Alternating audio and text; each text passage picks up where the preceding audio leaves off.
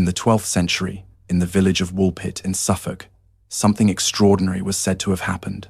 Two children appeared at the edge of a field, siblings, dressed in unfamiliar garments, speaking a language no one could recognize. Most unsettling of all, their skin carried a distinct green hue. This event was recorded not once, but twice, by medieval chroniclers who insisted the accounts were true. Centuries later, the mystery remains.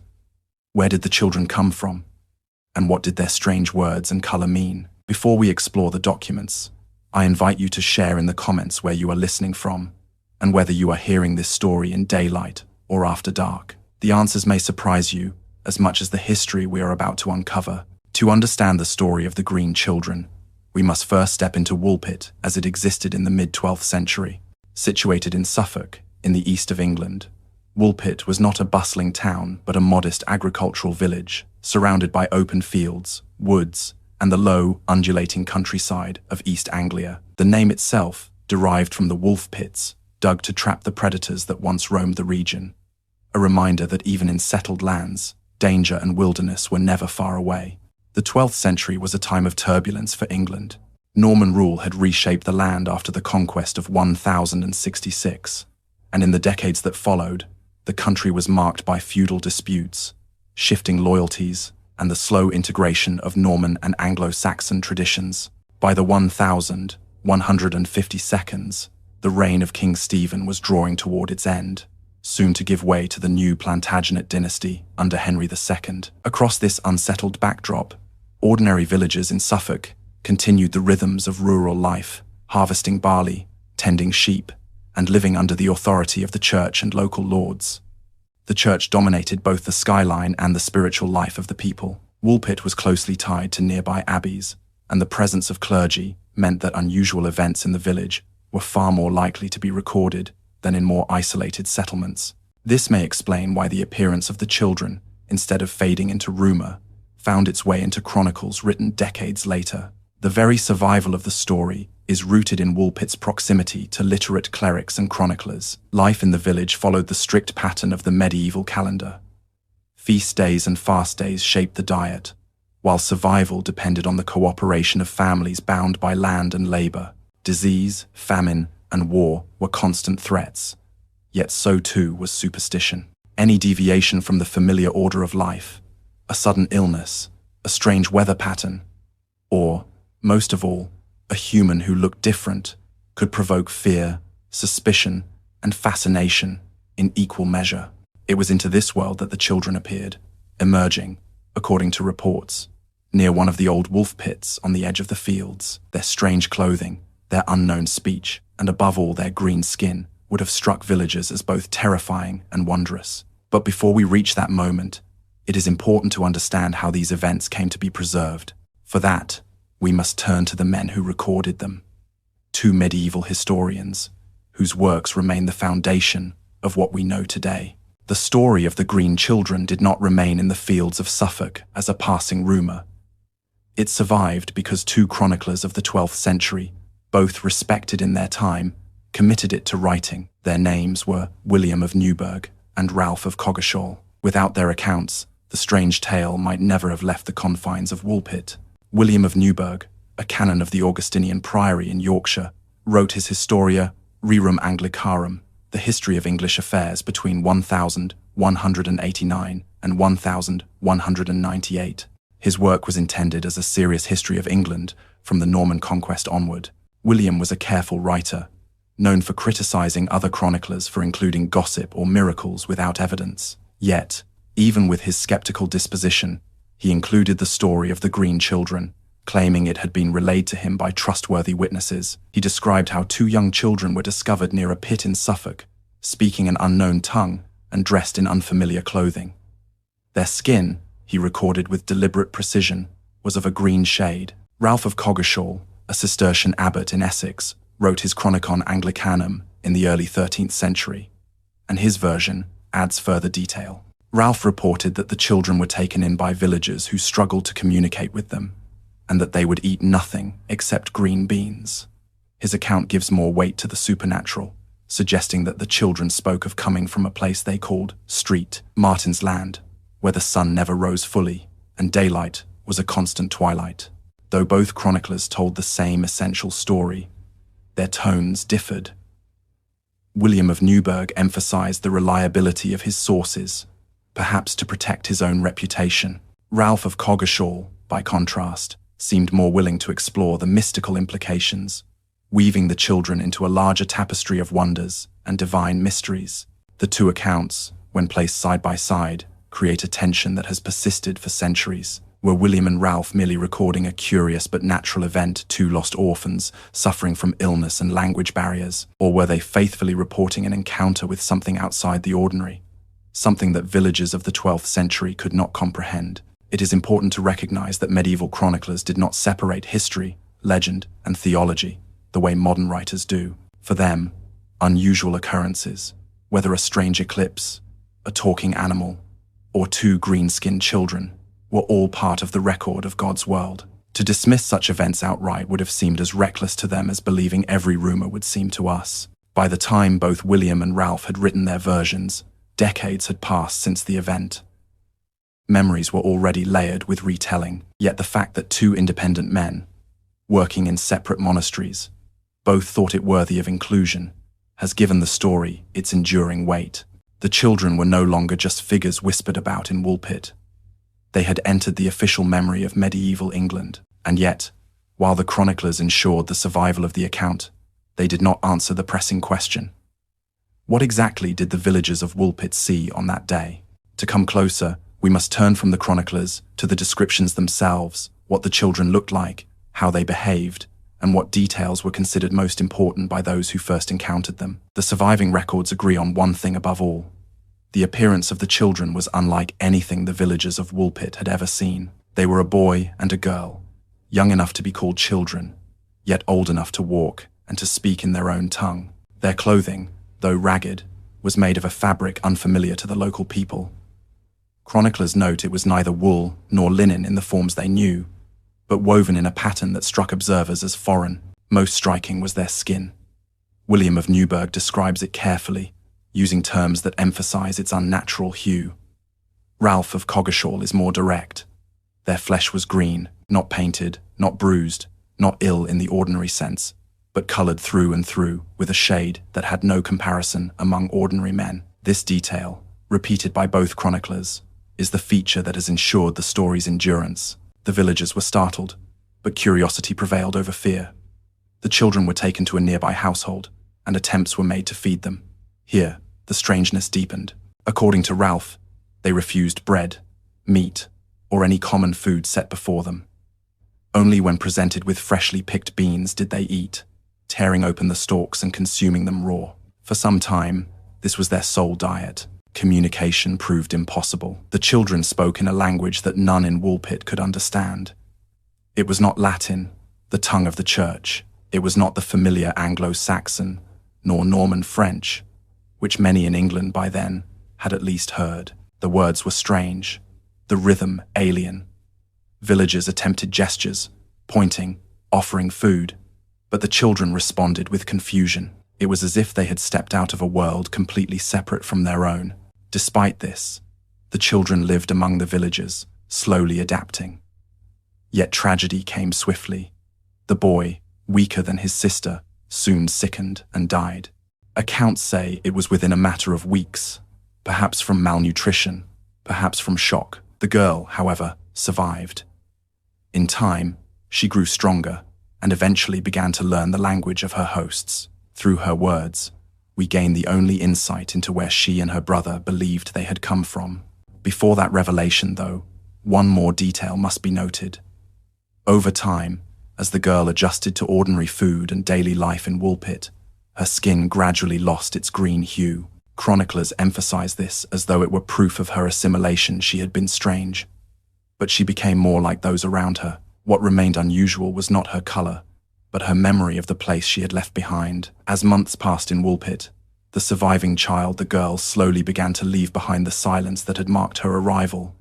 With patience and repeated effort, she acquired enough of the local tongue to communicate. What she eventually told her hosts astonished them and would echo through centuries of retellings. She said she and her brother came from a land she called Street Martin's Land. It was, in her words, a place where the sun never rose fully. There was no bright noon, no dawn that grew into daylight, but instead, a dim, perpetual twilight, a world bathed in greenish half-light. She claimed that in their homeland, everything appeared under this softened glow, the people, the animals, the very earth itself. To her, the radiance of the Woolpit countryside was overwhelming, too bright, too harsh. At first, she said, the sunlight stung her eyes and confused her senses. Her story continued. In Street, Martin's Land, there were countless others like herself and her brother, and they lived much as people did in England, tending flocks, raising crops, worshipping in churches dedicated to Saint Martin. Yet the land itself was enclosed, surrounded by a great boundary. Some versions of her testimony suggest a wide river, others hint at an abyss. Whatever the border, she insisted it kept her people apart from the world beyond. As to how she and her brother came to Woolpit, she explained it as best she could. They had been herding their father's cattle when they heard a sound like the ringing of distant bells. Following the sound, they wandered into a cavern or tunnel, moving toward what they thought was the source. The darkness gave way to blinding light, and suddenly they were no longer in Street, Martin's Land, but standing in the open fields of Suffolk, confused, frightened, and unable to return. For the villagers, this explanation was as strange as the children themselves. The idea of a parallel land, perpetually in twilight, populated by green-skinned people who worshipped Christian saints yet lived apart, was beyond their comprehension. Yet it was not dismissed outright. Medieval England was a place where belief in hidden worlds, fairy realms, and other unseen lands was part of everyday thought. The girl's words, preserved in the Chronicles, would become the most enduring element of the Woolpit mystery. Her gradual assimilation only added to the puzzle. She learned the language, her complexion lost its green hue, and she grew into adulthood among the people of Suffolk. But the memory of her origins did not fade. She continued to speak of Street, Martin's Land, and through her testimony, the legend was sealed into the record of English history. Though the girl's testimony seemed clear enough to those who heard it, the versions preserved in the Chronicles are not entirely consistent. In William of Newburgh's account, the children's sudden appearance is emphasized. They were simply found at the edge of a pit, with little detail of how they arrived. Ralph of Coggeshall, however, expands the narrative with the girl's story of following a bell into a cavern, which opened onto the fields of Suffolk. These differences may appear small, but they shape how later generations would interpret the event. If one accepts William's simpler version, the children are a mystery with no suggested cause, a puzzle that invites natural or supernatural explanations alike. Ralph's version, by contrast, provides a narrative mechanism, a passage between worlds, a threshold crossed by accident. The contradictions extend further. In some transcriptions of Ralph's text, the girl is quoted as saying that she and her brother were tending their father's flocks when they strayed too far. In others, she is said to have spoken of being guided by a strange sound, a ringing like church bells from beyond the boundary of their land. These details vary from copy to copy, suggesting that scribes, whether intentionally or not, introduce subtle changes over time. Even the question of diet diverges. One account insists the children would eat only raw beans, pulling them fresh from the stalks. Another notes that once cooked, the beans were acceptable. A minor difference perhaps, but it reveals how even small details shift depending on who tells the story. Then there are the silences. Neither chronicler records the precise year of the event, though most scholars place it in the 1,150 seconds or 1,160 seconds. Neither names the family that took the children in, though local tradition later attached them to prominent households, and though the girl reportedly lived into adulthood, marrying within the community, her name is not preserved.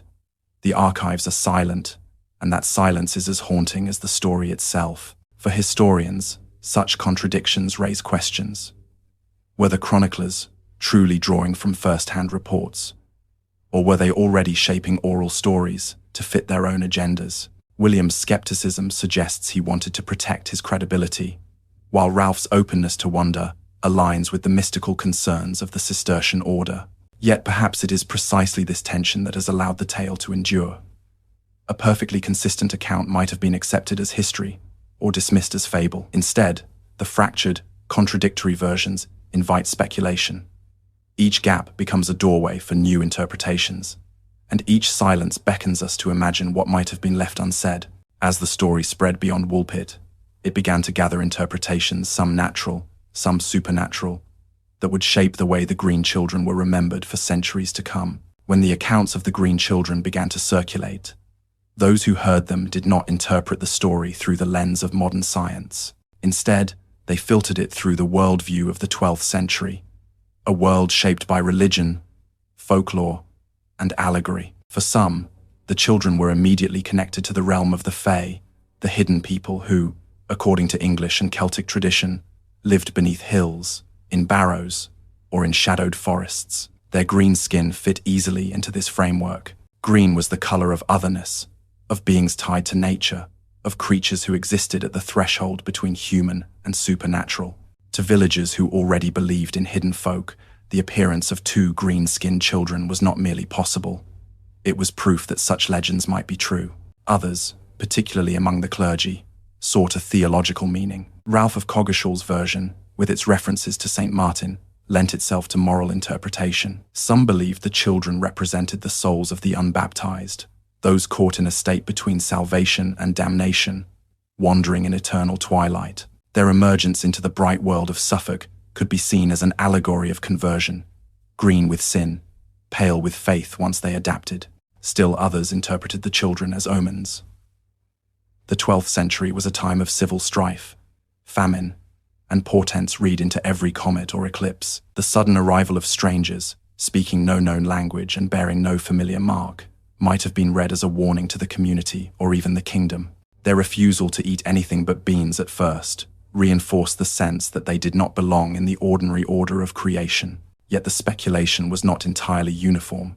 There were skeptics even then, who dismissed the story as a rustic fable, born of imagination or embellished by retelling. Chroniclers like William of Newburgh, though he preserved the tale, made careful note that he relied on reports rather than his own observation, signaling unease. These competing interpretations, fairy visitors, lost souls, divine allegories, or village rumors, show how flexible the story was in the medieval imagination. Its very strangeness allowed it to be molded into whatever meaning was most useful.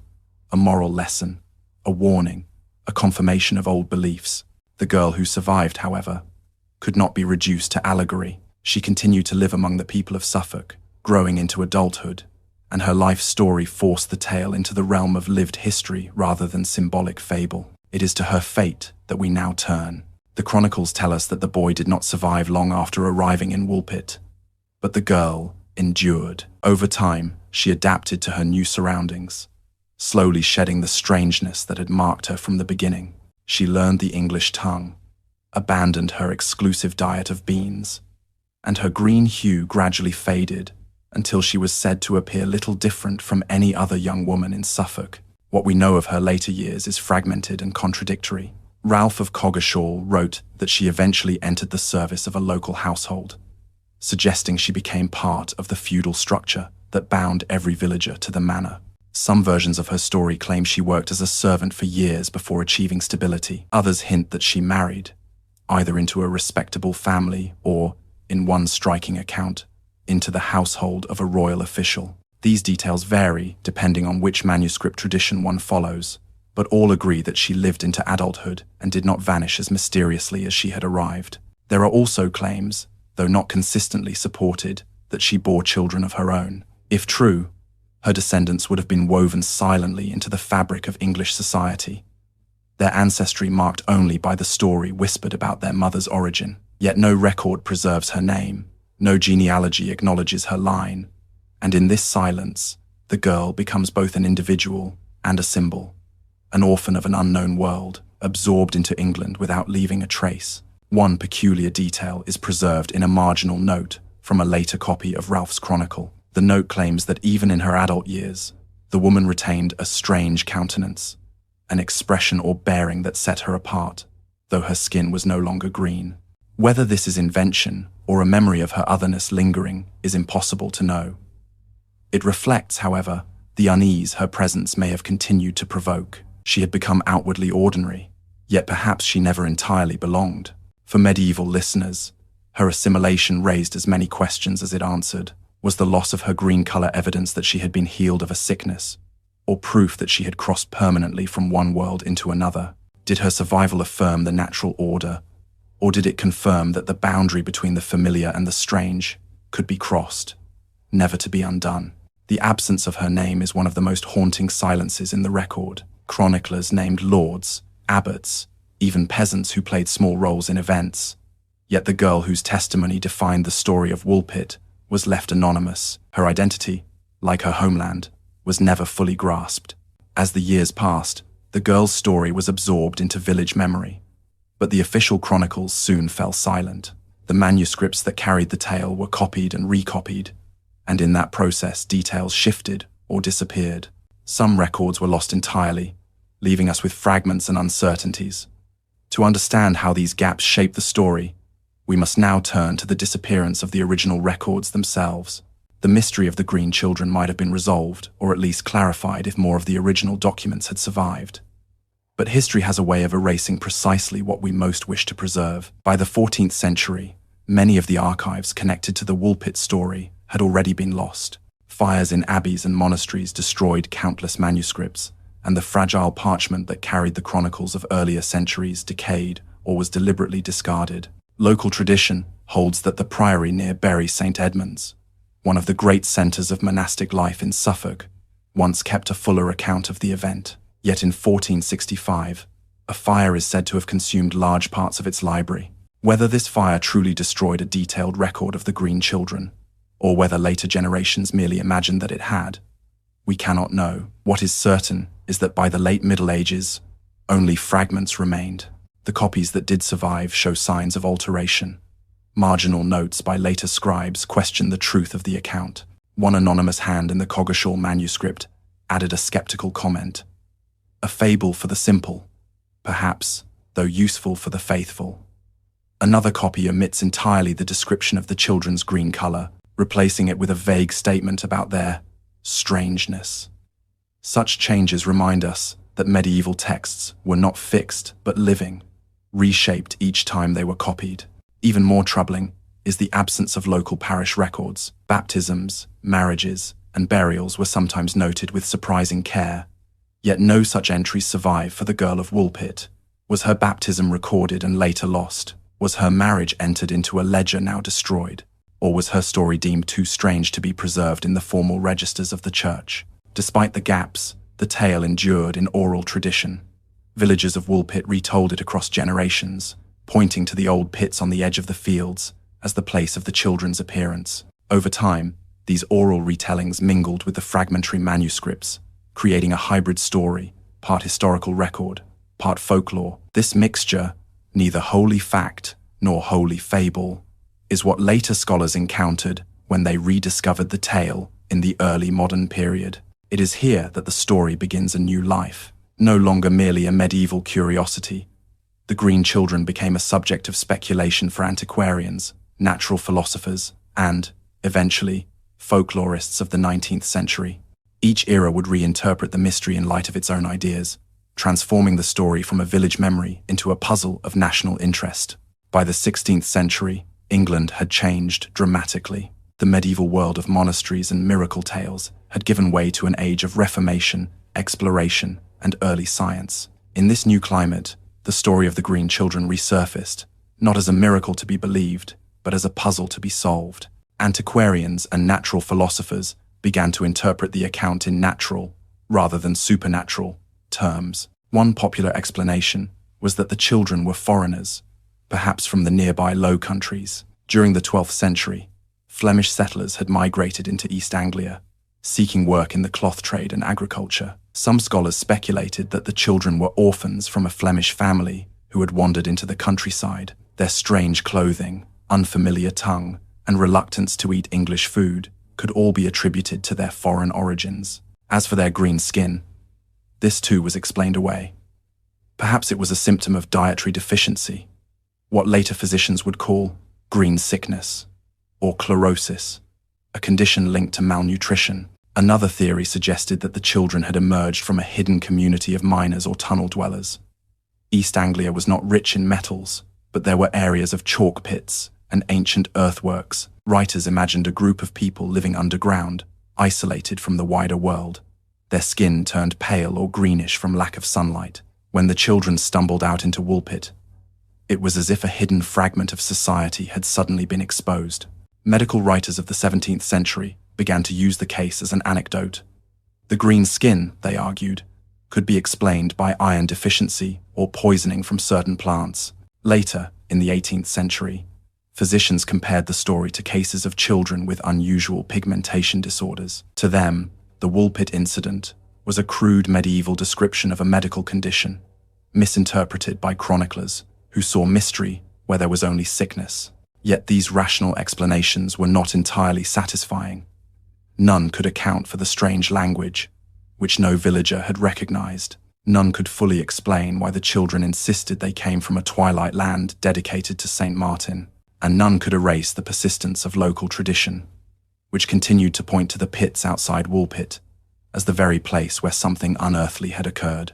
Thus, even as Enlightenment thinkers tried to naturalize the tale, they could not strip it of its strangeness. Instead, the green children hovered between categories.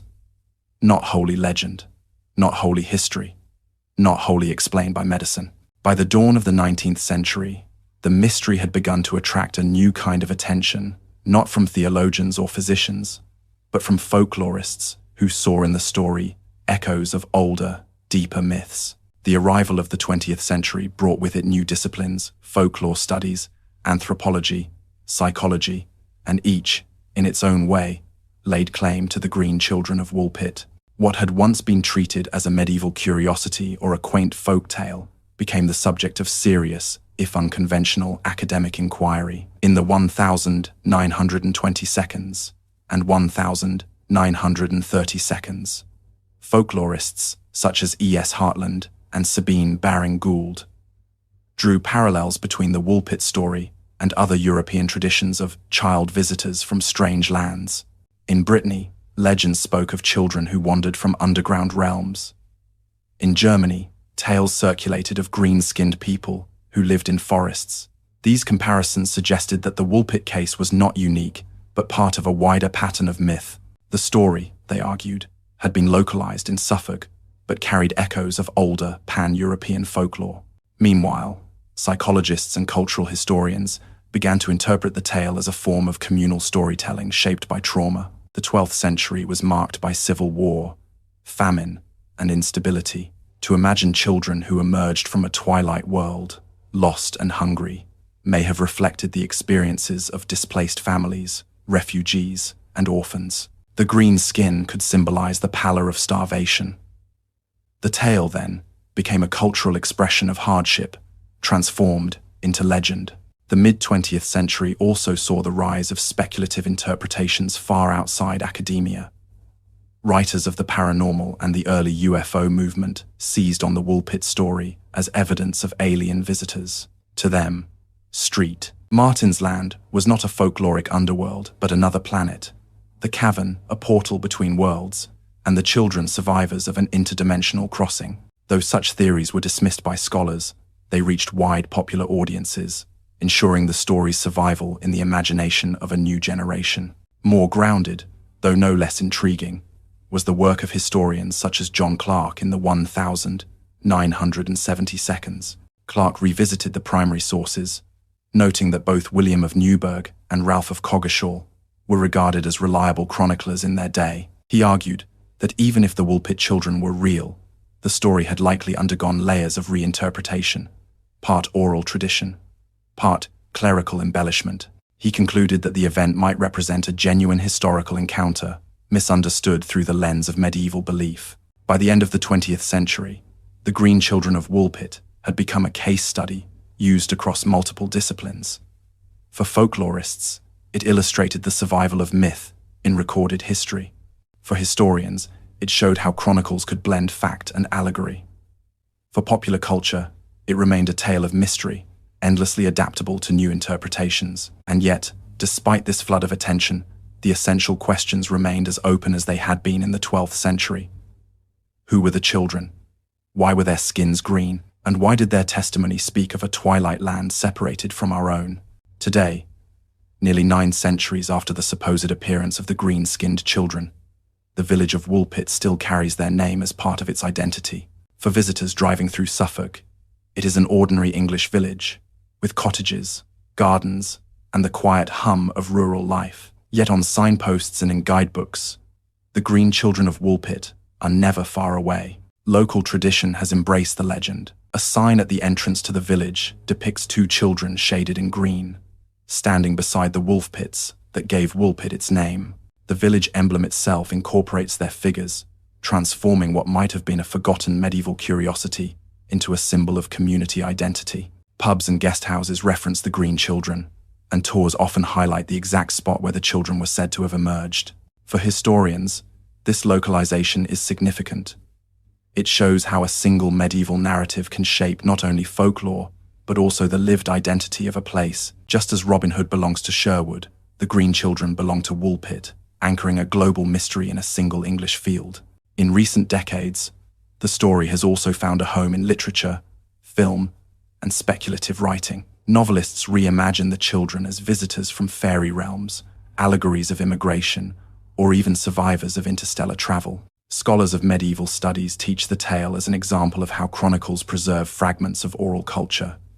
Folklorists trace the story's transformation through time, from theological allegory to tourist attraction. Tourists who walk the fields outside Woolpit today may find little to distinguish them from any other part of East Anglia. The wolf pits themselves have long since disappeared, filled in, and forgotten, but the legend survives not in the earth but in memory, text, and imagination. It is retold in schools, celebrated in festivals, and immortalized in countless retellings online and in print. For the villagers, the story is both heritage and mystery. It connects them to the deep past, to a time when chronicles were written in monasteries and when unexplained events could shape centuries of speculation. It is a reminder that even the most ordinary places can harbor extraordinary tales. Yet the persistence of the story also speaks to something broader: humanity's enduring fascination with the unexplained, with those who arrive from elsewhere, carrying marks of otherness that unsettle and intrigue. Woolpit has turned its mystery into identity, but the unanswered questions remain. And so, nearly 900 years later, we arrive at the final question, not just what the story meant to medieval villagers, or what modern scholars make of it, but why it continues to resonate with us today. The tale of the green children of Woolpit has lasted for almost 9 centuries, not because it is a closed case, but precisely because it is an open wound in the fabric of history. Its endurance lies in the tension between explanation and mystery. On the one hand, the story invites rational solutions. Modern readers search for natural causes, dietary deficiencies, foreign origin, childhood trauma, or scribal embellishment. Such explanations satisfy our need to place events within the bounds of the possible. To call the children Flemish immigrants or victims of disease is to anchor the narrative in reality, and yet, the rational answers never fully erase the unease. The green skin fades, but the memory of it remains. The foreign clothing can be explained away, but the girl's testimony of street, Martin's Land, lingers like an echo. The more scholars attempt to confine the story within reason, the more it resists, pulling us back toward the unknown. That resistance speaks to a deeper human instinct. We are drawn to thresholds, the places where the ordinary world touches something other. Myths of hidden lands, twilight realms, and mysterious visitors appear in every culture. They allow us to ask questions about identity, belonging, and the limits of our knowledge. The Woolpit children embody that liminality. They are both human and not human, familiar and alien, part of the village, and yet forever set apart. Psychologically, the tale touches on universal fears and desires: the fear of the outsider, of the stranger who arrives speaking no known language, unsettling and unfamiliar; the hope of discovery, of finding a world just beyond our own, accessible through a cave or a boundary we have not yet crossed; the grief of loss, seen in the boy's death, and the resilience of survival, seen in the girl's eventual assimilation. Culturally, the green children have served different roles in different eras. For medieval clergy, they were an allegory of faith. For Enlightenment thinkers, a case of medical anomaly. For folklorists, evidence of a deeper myth. For modern audiences, they are a mystery that connects history with the paranormal, the rational with the fantastic. But perhaps the most compelling reason the story endures is its silence. The girl lived, but her name was not recorded. Her children, if she had them, left no trace. The Chronicles end with more questions than answers. That silence is what allows us to keep asking, to keep retelling, to keep searching for meaning. The Green Children of Woolpit are not just a medieval curiosity. They are a mirror.